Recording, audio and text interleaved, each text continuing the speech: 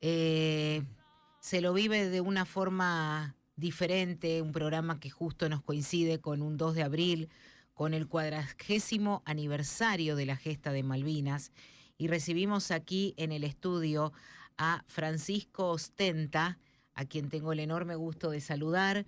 Buen día, Francisco. Hola, buen día. Francisco tiene 59 años. Cuando fue la guerra de Malvinas tenía 18 años. Sí, 18 años. Su rango militar fue de soldado conscripto, lo más Perfecto. básico, ¿no? Lo más básico. Exacto.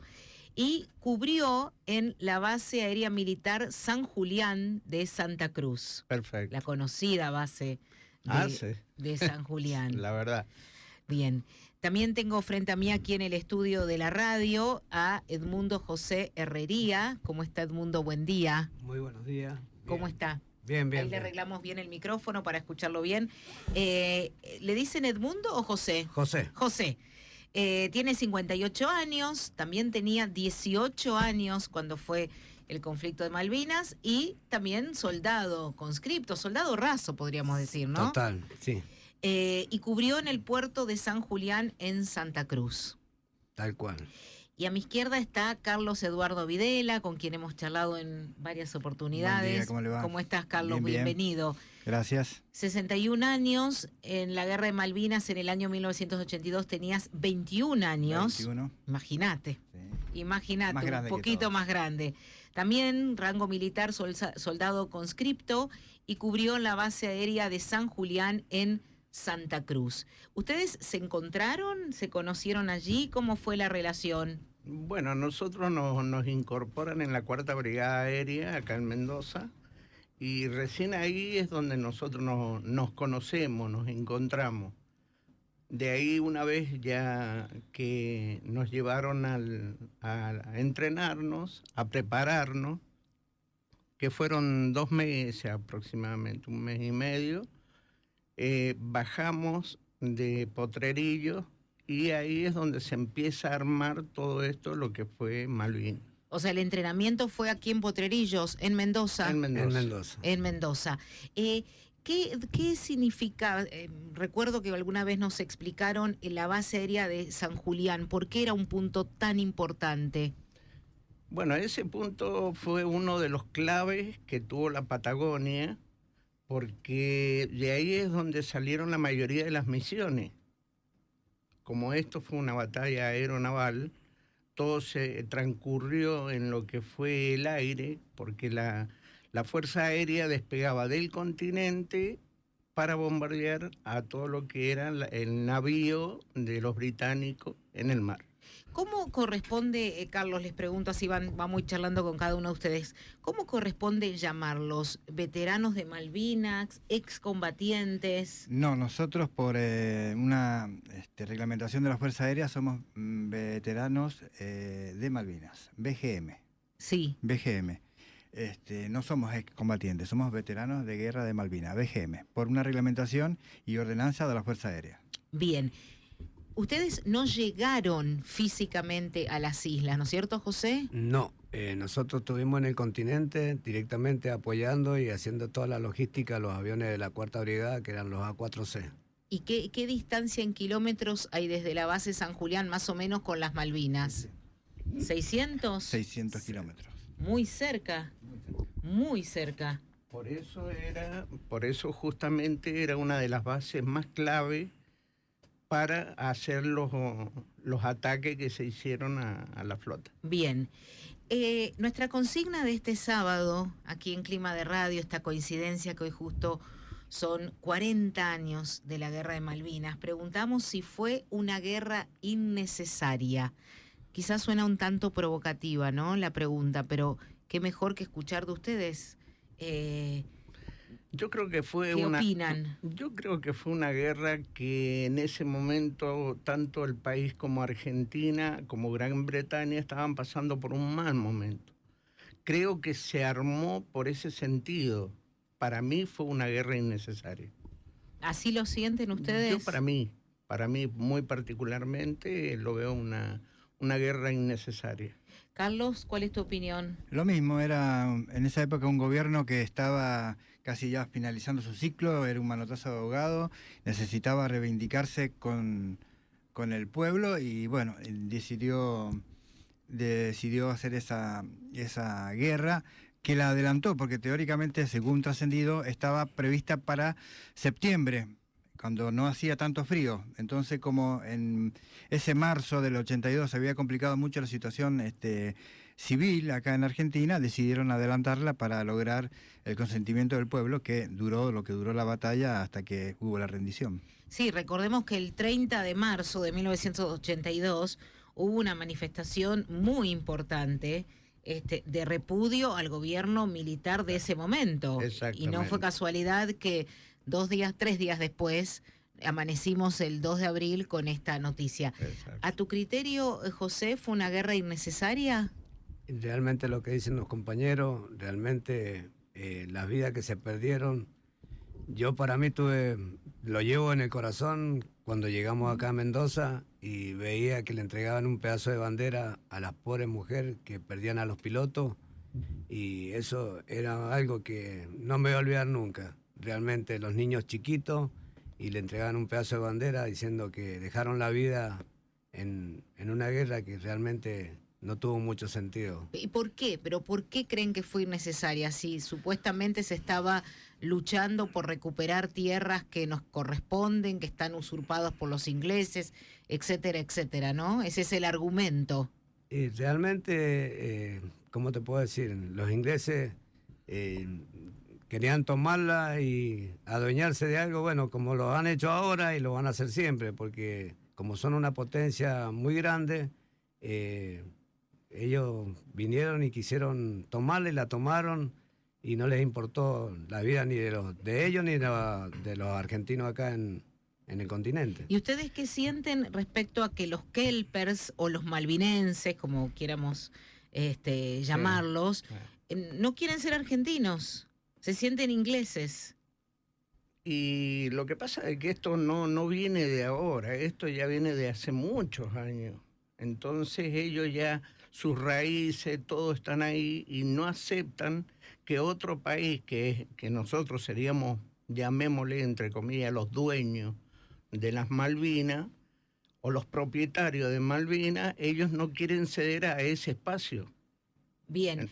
Pero ¿ustedes no sienten que de alguna forma era una contradicción, Carlos? Si van a luchar y finalmente quien ahí reside, donde supuestamente tantos jóvenes perdieron la vida, para que después los mismos lugareños no quieran, no les interese el ser ciudadanos argentinos.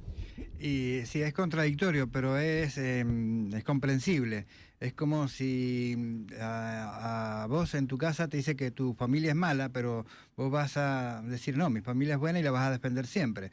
Ellos, generación tras generación, han vivido bajo el régimen inglés y van a seguir siendo, para ellos, ingleses, aunque a veces los ingleses no los consideren como ciudadanos propiamente dicho. Últimamente le han dado prácticamente ese estatus. Antes eran kelpers.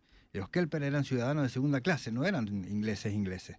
Pero bueno, ellos sienten una pertenencia al reino y es comprensible. O sea, vos decís que ahora ya cambiaron la categoría de kelpers y son ingleses de primera línea. Han aumentado la categoría. No sé si han llegado a ser ingleses, pero han aumentado la categoría por una conveniencia estratégica de la OTAN más que todo. Sí. ¿Y qué pasó cuando fueron creciendo? Ahí eran muchachos muy jóvenes, 18, 20 años. Pasaron los años y uno puede tener una mirada retrospectiva a la guerra, ¿no? Hoy a 40 años lo miramos de otra forma. ¿Ustedes se sienten que fueron algo así como los personas que le sirvieron a un gobierno militar para tratar de prosperar o sea, permanecer en el poder, voy a decirlo de esa forma? Yo creo que nosotros éramos, al ser los soldados, éramos el hilo más delgado que tenía el gobierno en ese momento, o los militares. La mano de obra más barata. Entonces, la mano de obra más barata éramos los soldados. Inclusive, muchas cosas que nosotros teníamos que hacer en las bases continentales, era pertenencia a personal de cuadro. No estoy hablando mal del personal de cuadro, simplemente de que nosotros como soldados hacíamos cosas que la tenían que hacer el personal de cuadro. Entonces, por eso éramos la mano de obra más barata para el gobierno en ese momento. ¿Y ustedes cómo la pasaron ahí en la base aérea San Julián, Santa Cruz? Carlos, José, ¿la pasaron mal? ¿Pasaron frío? ¿Pasaron hambre? ¿Cómo fue la vivencia en sí? En realidad nosotros estábamos en la base, estábamos en una parte que es como una barraca chica, que había una usina, y dormíamos 4 soldados ahí que éramos de transporte y que teníamos que, por si se cortaba la luz o había cualquier cosa, teníamos que largar a un generador, y de ahí mismo lo que hacíamos cada ciertas 2 horas, hacer andar unos camiones para que no se congelara el gasoil y moverlos para un lado y para otro con las espoletas de las bombas y esas cosas así. ¿Cómo la pasaron? ¿Tuvieron frío? ¿Tuvieron necesidades? Yo justamente estaba en lo que era todo lo que era la custodia del perímetro, y nosotros vivíamos en las trincheras. Habíamos hecho trincheras para cuidar todo lo que eran los hangares, los búnker, sí. Los búnker. Y justamente acá viene una anécdota que en una oportunidad las alarmas estuvieron sonando durante casi una semana, sí. Y nosotros no nos podíamos ni desvestir. El día que nos pudimos sacar la ropa, yo me saco el bolseguí, sí. Me saco la media y me salió toda la piel, toda la piel. Y eso, uno de los médicos que hoy en día se ha jubilado de la 4ª Brigada Aérea fue el que me curó. Me salió toda la piel de los pies. Qué bárbaro. Carlos, ¿qué pasó cuando volvieron a Mendoza? Bueno, cuando volvimos, yo volví en la caravana, porque como éramos de transporte, volvimos con todos los vehículos que habían sido protagonistas. ¿Te acordás en qué fecha volvieron? Y aproximadamente después del 14 de junio. Tardamos casi 5 días, fuimos 3 días para ir y casi 5 días para volver, porque ya era todo más tranquilo. O sea, la guerra duró menos de 3 meses. Sí, 75 días aproximadamente. Abril, mayo y mediados de junio fue la rendición, exacto. La famosa rendición. Bueno, y cuando llegamos, lamentablemente llegamos de noche, no sé si fue a propósito o no, y nos licenciaron automáticamente y nos sacaron como a escondidas de la base, sin ninguna explicación, dándonos la ropa que había quedado y tratando de encontrar algún taxi para ir cada uno a su casa. ¿De la base de acá de Mendoza? De la 4ª Brigada, sí. De la 4ª Brigada. 261-691-3078, nuestro WhatsApp. Buen día, un gusto de escribirle y oírlos. Soy un chileno radicado en Mendoza muchos años. Para los de Malvinas, estaba en mi país. Recuerdo haber salido a la calle en solidaridad con el pueblo argentino. Me duele cuando generalizan a Chile sobre ese apoyo, cuando en realidad fueron los gobernantes de ese momento. Gracias, Oscar de Godoy Cruz. Estamos con 3 excombatientes de Malvinas, Francisco Ostenta, José Herrería y Carlos Videla, aquí en el estudio. Nos visitan en un día tan especial. ¿Un día que lo lleva alguna emoción o realmente no cambia demasiado, José? No, sí, tiene un sentido, mucha emoción, y uno lo lleva adentro. Recordar cosas que pasaron, y por ahí lo que más duele a veces es que estemos olvidados. Nosotros siempre tratamos de colaborar y buscar un espacio donde nos reconozcan. Claro. Que no ser olvidados. Les cuento que estamos transmitiendo por Instagram Live, allí pueden ver a nuestros invitados, aquí que están en el estudio de la radio, en Rioja y Garibaldi, @Judith Scheir, estamos haciendo la transmisión en vivo. Hola chicos, sí, fue una guerra innecesaria, mandaron adolescentes sin preparación, abrigos y armamento a morir. Soy Mariela 201, ¿podrían repetir el horario del homenaje que hay en la provincia? Sí, a las 10:30 en la explanada de Casa de Gobierno. ¿Van a estar allí? Nosotros ahora nos dirigimos a la 4ª Brigada Aérea. Es muy probable que podamos llegar allá. Bien, qué bueno que hayan empezado la mañana en el Sí, EB10. sí. Y hoy, 40 años después, 40. ¿son reconocidos? ¿Cómo los trata la sociedad? ¿Qué mirada hay de ustedes? ¿Son hombres jóvenes en actividad? ¿Qué pasa con esto? Lo que pasa es que han pasado 40 años y nosotros siempre hemos venido reclamando un justo reclamo. Por eso le traje acá el diploma Sí. que el Congreso nos extendió, que nosotros somos combatientes de Malvinas. Mostralo ahí a la cámara, A por ver, favor. para que se pueda ver bien. Sí, ahí lo sostiene nuestra productora, ahí estamos. Entonces, ¿qué es lo que pasa? Que muchas veces tenemos un contrapunto con los que verdaderamente estuvieron en las Islas Malvinas, pero nosotros no los hacemos a un lado a ellos, que queremos ser nosotros los veteranos. El sistema de armas de la Fuerza Aérea comprendía desde el primero hasta el piloto. O sea, acá hay una especie de rivalidad, entre No comillas. sé si llamarle rivalidad. Bueno, pero entre los que fueron a las islas Claro, y exactamente. ustedes que estuvieron allí en la Exactamente. base aérea San Julián de Santa Exacto. Cruz. Sí. Alcanzame el diplomita, por favor. Si vos te pones a analizar, Sí, un piloto no puede cargarse las bombas, un piloto no puede reabastecerse de combustible si no tiene un personal claro. al lado. Y esto fue una batalla, como te dije al principio, aeronaval, pero también se hicieron en lo que fue en Islas Malvinas, que estuvieron todo lo que fue ejército. Totalmente. Mariano. Buen día, Judith. No es que haya sido innecesaria, fue imprudente, no estábamos preparados. Las Malvinas son y serán argentinas y para recuperarlas, si no se logra con tratados, se debe tomar a la fuerza, pero de una forma diferente a lo que sucedió. Liliana 780 por cualquiera de los premios. Un saludo y abrazo a los soldados. Muchas gracias.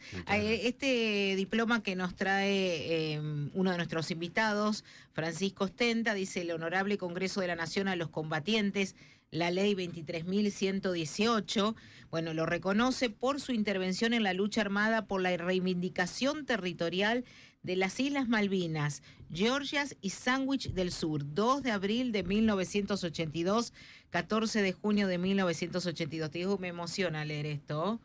Qué impresionante. Firmado por el presidente del Honorable Senado de la Nación, en su momento era Víctor Martínez, y Juan Carlos Pugliese, presidente de la Honorable Cámara de Diputados de la Nación, y este es un diploma que le fue otorgado el 2 de abril de 1990. Sí, sí. Hace tiempo. Sí, hace mucho tiempo. Hace tiempo. ¿Cuánto que resume esto? Oh, ¿Cuánto que resume? la verdad.